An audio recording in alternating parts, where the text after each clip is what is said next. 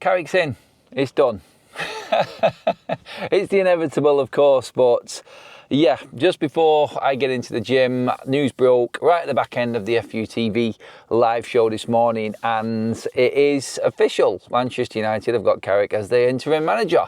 I want to know what you think, actually.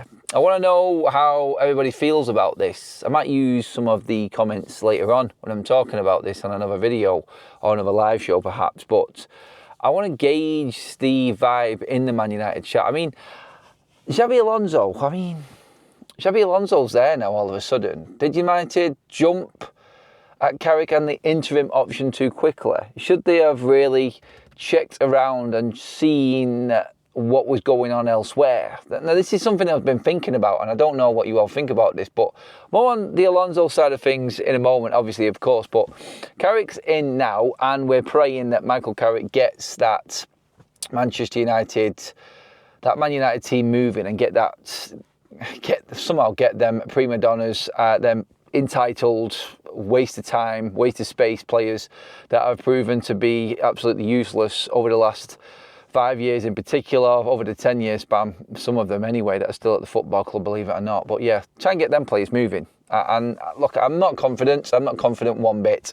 But look, Michael Carrick's a man with a plan. He's got a method of how he wants to work things, how he wants to run things. And honestly, I'm hoping the best for him. I really am hoping that Michael Carrick smashes this and he surprises everybody and turns this Manchester United, this useless Manchester United side into somewhat of a force. Now, well, think about it. Like, he's got Mbeumo and Ahmad coming back, so he might actually have a chance here. But honestly, like, just wanted to go back. Like, I did talk about it a bit earlier on FUTV, but like listening to the likes of Paul Scholes, Nicky Butt, these former Manchester United players talking about it, I think they're so disconnected from reality of what's actually happening. I mean, yeah, it was great in your day, but to come out and say, look, Man United should be just going out and getting other managers' contracts cancelled and getting them to Manchester United. That's what Paul Scholes said last night. Go out and get Unai Emery from Aston Villa, the man who's fighting for a title this season and is in the Europa League and has got a great chance of winning another European trophy. By the way, United got no chance of winning any silverware. Get that manager in, yeah, that's fine. Go and cancel Thomas Tuchel's contract and get him to United now, before the World Cup starts. Seriously, Scholesy, come on. I said this before, and again, I'm scratching my head, what planet are you thinking that is even doable on? And this is the thing, it's like there's a lot of opinions about what the right move should be for Manchester United right now, what the right man is for Manchester United right now. He needs that United connection. He needs the traditions of Manchester United in his DNA. Not so convinced about that. And I'm not fully on board with the fact that that's the right way to go for United. Carrick's in my opinion, because he's better than Solskjaer. That's it. Like, honestly, no one wants to come to Manchester United mid-season. People need to remember this. Look at what happened to Ruben Amorim. He left a championship-winning team in Sporting in Portugal to come to Manchester United and has completely tarnished his reputation now for big club management. He's gone to United, he's ruined himself. Manchester United have destroyed him, and again, it's another manager's reputation that's going to have to be rebuilt over time. Now, we do this to every single manager that comes to Manchester United. So, again, who is going to do that? Who is going to come away from their club right now and manage Manchester United? It just looks like Carrick was the only option, really. They didn't want to go back to Oli because it would look like it was just pure regression and it would be back to square one again. I mean, seriously, I get that, I do. And it would feel like it was just the old ways again, like Solskjaer coming back just to right the wrongs that he thought he had at Manchester United. Like, we're thinking about other people. We're not thinking about Manchester United. Like, Carrick at least is a forward-thinking coach with a different approach to what we've had before. That's all I can say. And honestly, I don't think he's going to be able to get much out of this team. I've said that so many times now. But I'm just glad that we didn't go down the obviously most obvious Manchester United road, which is going back to Ole. I can actually feel okay, and I feel like United have made the right decision in that area. That's what I'm saying there. But you're still going to get loads of media, loads of pundits going in on Manchester United and completely tearing them apart. And there's no defence for this football club right now. There's no defence.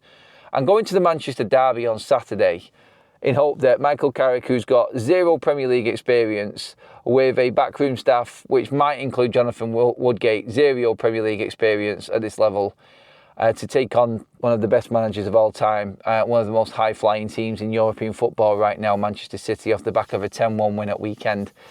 I'm going into that as a Man United fan with my eyes wide open, not expecting anything at all, and wishing Michael Carrick the best of luck with this team. This is a team that's just had 2 days off as well, having gone out of the FA Cup. Honest to God, this team, this club, everything about it at the moment just shouts out annoyance and frustration. That's Manchester United. And it is a poorly run football club. It is. One thing I brought up before, by the way, which I want your comments on, how you look into this, and it might get lost with the whole live stream from FUTV before, and this is a little spin-off video, obviously, on Adam FC from this, and just my initial feelings from the morning and then the announcement coming through. After everything that was said, I didn't do a live show last night because I didn't feel like there was much to say. I didn't want to go in on something that was already said, so I wanted to see what came through the night and then go back into the show this morning. We talked about transfers not happening and things like this, but Michael Carrick coming in now and being selected ahead of Ole Gunnar Solskjaer when Jason Wilcox originally wanted Ole. Now, that's what I want opinions on, because I think that's the biggest thing to come from this appointment, and that is that Solskjaer was Wilcox's choice, but Carrick is Manchester United's choice. Does that tell you that there is something more going on behind the scenes at Manchester United now? Does that tell you that United are actually looking at this, not trusting in the judgment of Jason Wilcox? That's how I look at the situation. That's how I look at what's happened there at Manchester United now. So that I want opinions on, please, in the comment section. Let me know what you think there, everybody, because I think that's quite big. I think that's big news for United, because he is obviously the sporting director, the main man at the moment, the one that everybody's talking about. And the next big decision after all of this car crash of a season has gone against him and what he actually recommended. So that, I think that is important within what's going to happen maybe this season or maybe into the summer, because we're hearing reports that Man United might actually be looking completely at the sporting aspects of the club from top to bottom again. So whether the future of Jason Wilcox is secure or not, that news there tells me that there's something else going on anyway. I'm going to get myself in the gym. I'm going to get myself started today. I've got quite a bit to do. Thanks for tuning in, everybody, again. Make sure you get your comments in below and let me know. Do you think that there is problems behind the scenes with Wilcox now and he could be the next one out? And how do you feel Michael Carrick is actually going to do at Manchester United? Cheers for watching, everybody. I'll see you in the next update. I'm sure that's not going to be far away with everything that's going on right now in the Premier League. There might even be some bigger news coming up this week. You never know. Let me know. Would you have gone for Alonso, by the way? In the comments. Like, share and subscribe to Adam FC. Cheers for watching, everyone.